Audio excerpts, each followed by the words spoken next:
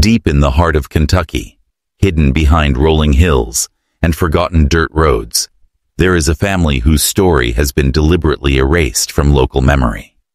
They drank from the same bloodline, a family so entwined by inbreeding that the very air around their isolated cabin seemed to vibrate with unease. The few records that survive speak of twisted features, unexplainable illnesses, and a chain of deaths so mysterious that neighbors refused to speak, and newspapers simply stopped covering the town altogether. Hello everyone. Before we start, make sure to like and subscribe to the channel, and leave a comment with where you're from and what time you're watching. That way, YouTube will keep showing you stories just like this one. It begins with whispers of a patriarch obsessed with preserving his family's purity, blending the horror of genetic consequences with a ritualistic sense of pride. Generations later, descendants inherited not only the land, but the curse, the silent horror that unfolded behind locked doors, far from the prying eyes of the outside world. Those who stumbled upon the family's home described a stench of decay mingling with the smell of unwashed bodies. Shadows seemed to stretch unnaturally along the walls, as if the past itself refused to rest. This is not a story meant for polite conversation. The evidence is scattered. Medical journals, fragmented diaries, and the remnants of a once thriving farmhouse now swallowed by weeds. Even the town's oldest residents speak of strange rituals, grotesque physical traits, and the sudden disappearance of family members under suspicious circumstances. What makes it worse is that each tragedy seems linked to a single horrifying decision: drinking from the same bloodline. The consequences were swift, unrelenting, and absolute. By the time outsiders realized the magnitude of what had been happening, it was too late. The family had already disappeared, leaving behind only the echoes of their suffering and the haunting lesson of what happens when obsession overrides humanity. This is the story that history tried to bury, the story you are about to uncover. The origins of this family's descent into horror can be traced back to the early 1800s, when settlers first carved isolated homesteads into the dense forests of Kentucky. The patriarch, obsessed with keeping the bloodline pure, arranged marriages within the family, convinced that strength could be preserved through lineage rather than diversity. In letters and journals, he documented his experiments in grotesque detail, noting how children were born with subtle deformities, but dismissing them as mere trifles. As generations passed, the effects became impossible to ignore. Faces grew twisted, limbs malformed, and the family developed a peculiar fragility. Yet, the patriarch's ideology persisted, reinforced by a twisted sense of pride. Outsiders who visited were met with a chilling mixture of hospitality and silent warning. Speak too much of what you see, and you might never leave. The community surrounding them knew better than to interfere, fearing both the family's reputation and the unseen curse that seemed to hover over their isolated property. Diaries from distant relatives reveal a calculated obsession. The more they drank from their own bloodline, the more the family believed they would secure their legacy.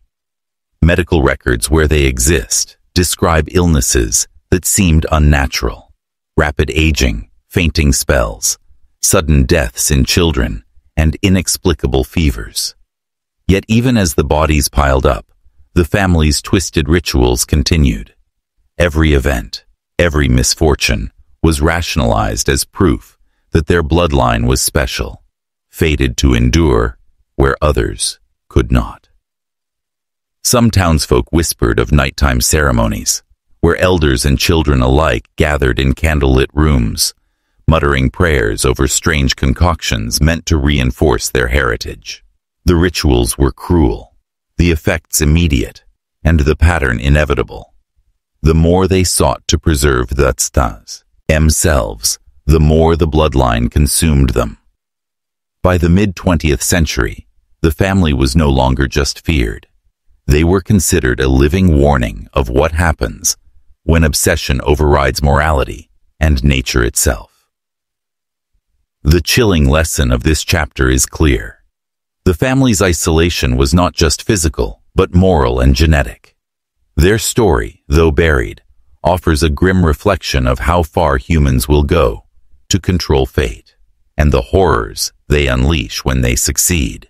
By the 1930s, the consequences of generations drinking from the same bloodline were undeniable. Children were born with pronounced deformities, crossed eyes, underdeveloped jaws, twisted spines. Adults suffered from brittle bones, premature aging, and a host of neurological abnormalities. The family's appearance alone was enough to unsettle anyone who glimpsed them, and yet the horror extended far beyond physical traits. Their minds, shaped by isolation and obsession, carried a collective paranoia, distrust, and cruelty that left every visitor uneasy. Survivors who dared to recount their experiences spoke of a presence that seemed almost inhuman, as though the family were puppets of their own ancestry, driven by invisible strings. Their behavior was ritualized, their lives dictated by a strict hierarchy that revolved around the preservation of the bloodline. Arguments over lineage, food, and inheritance were not uncommon, and often ended in violence. Those who challenged the patriarch's authority or attempted to leave were met with terrifying consequences. Some vanished entirely, leaving only traces of blood or personal items behind. Even the surrounding towns seemed complicit in maintaining silence. School children whispered about strange noises and shadows at night, while adults averted their eyes when the family passed. Fear was a currency, and it ensured that no outsider could intervene, no matter how disturbing the stories became. The psychological toll on the family was immense, leaving them trapped in a cycle of obsession, deformity, and cruelty. Medical investigators who later examined surviving photographs and records were horrified. They documented a syndrome of compounded genetic defects and pronounced psychological instability. Every generation, they noted, had repeated the same patterns, as if some invisible curse dictated their destiny. The blend of nature and nurture here was grotesque. Isolation amplified their genetic afflictions, while ritual and obsession reinforced their moral decay. And so, the family continued to deteriorate, their story growing darker with each passing decade. By the mid-20th century, they were less a community and more a warning, a living testament to the unrelenting consequences of obsession, secrecy, and the relentless compulsion to preserve a bloodline at all costs. As the 1940s and 1950s unfolded, the family's story took an even darker turn. Members began disappearing without explanation. At first, it was a child here, or an adolescent there, gone, as if swallowed by the very woods surrounding the family's property. Neighbors whispered of secret graves, hidden in dense underbrush, though no evidence was ever recovered.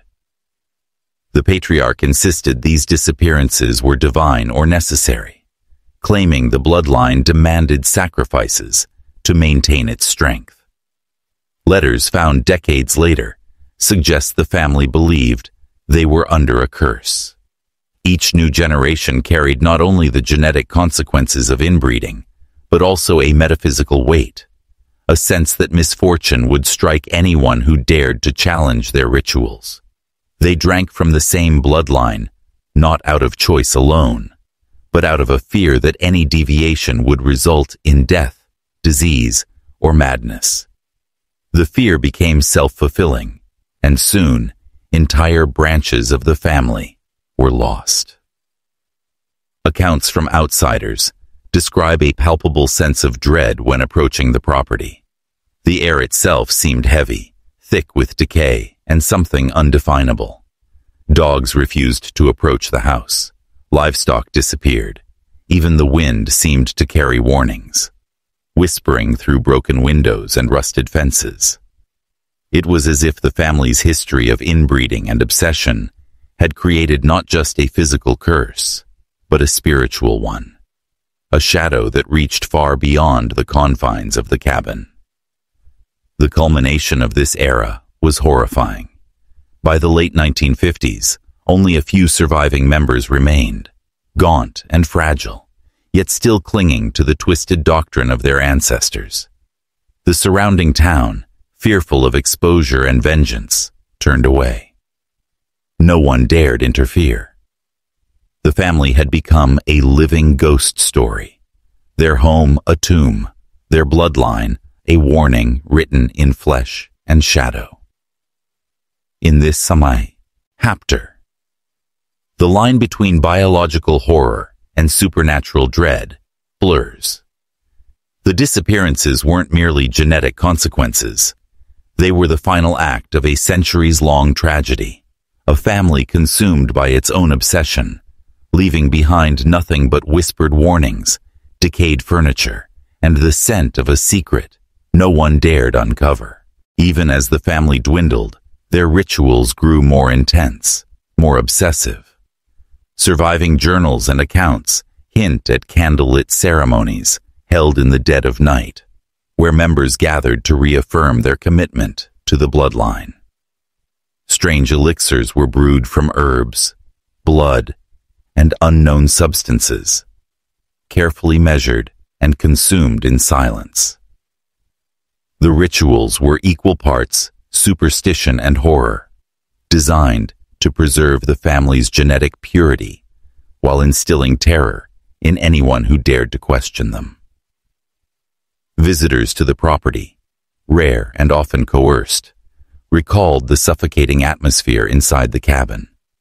The walls seemed alive, pulsating with the weight of the family's history.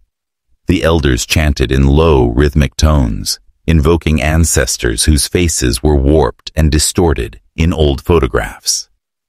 Every detail of the rituals served to reinforce hierarchy and obedience, punishing the slightest deviation with isolation or cruelty. The family had perfected a system where fear became both shield and weapon, binding them together while cutting them off from the outside world. The psychological impact was profound. Children raised in this environment grew up distrustful, anxious, and paranoid. Their minds absorbed the family's obsession, embedding it in their sense of reality. Every misfortune, every illness, every sudden death reinforced the belief that the bloodline demanded obedience. Over time, the rituals became indistinguishable from the family's daily life, an ever-present framework that dictated eating, sleeping, even walking. The line between survival and superstition vanished entirely. By now, the family was almost entirely isolated. Outsiders, curious or brave enough to venture near, were met with silent stares and cryptic warnings. Few returned to tell the tale, and those who did spoke of a palpable dread that seemed to cling to the land itself, the house, the forest. Even the air around them was steeped in a darkness that defied explanation. If you're still watching, you're already braver than most. Tell us in the comments, what would you have done if this was your bloodline? The story you are witnessing is a chilling testament to how obsession, secrecy, and a single-minded pursuit of lineage can twist both body and mind, leaving nothing but a trail of fear, deformity, and death. By the 1960s, the family's decline was undeniable. Only a handful of members remained, each more physically and mentally fragile than the last. Their faces told the story of decades of inbreeding, sunken eyes, prominent foreheads, asymmetrical jaws, and gaunt limbs. Yet it was not just the body that carried the weight of generations. Their minds were fractured, haunted by a lifetime of fear, obedience, and ritual. Every movement, every glance, seemed dictated by the invisible legacy of those who came before. The final generation clung desperately to the doctrines of their ancestors, convinced that any lapse would result in total annihilation. They drank from the same bloodline, not out of devotion, but out of terror, trapped in a cycle that had begun long before they were born. Some neighbors later described hearing strange noises at night, low chanting, shouts, or the sobs of children, but when approached, the family seemed to vanish, leaving only the faint smell of smoke and something metallic in the air. By the end of the decade, reports of the family's existence grew scarce. Letters, photographs, and records all but stopped. Those who had once dared to approach the cabin spoke of an emptiness that felt unnatural, a silence so heavy it seemed alive. Some theorized that the family had all perished, consumed by their own bloodline. Others whispered that a few had fled into the woods, forever carrying the curse with them, doomed to repeat the cycle elsewhere. Investigators and historians who pieced together the fragments were horrified. The family's collapse was not sudden, it was inevitable, the final act of a centuries-long tragedy. Their obsession with purity, isolation, and ritual had sealed their fate. The cabin, now swallowed by weeds and decay, stood as a mute witness to the horrors that had unfolded within its walls, a tomb for a family the world had tried, and fought all day to forget. This final chapter leaves a chilling question. How far will humanity go when blinded by pride, obsession, and fear?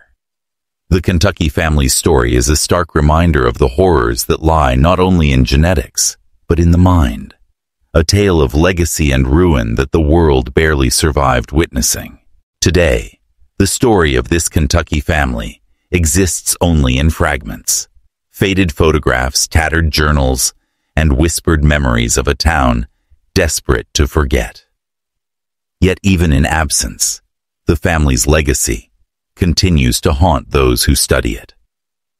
Scholars, historians, and curious outsiders are left to confront the disturbing truths of obsession, inbreeding, and isolation.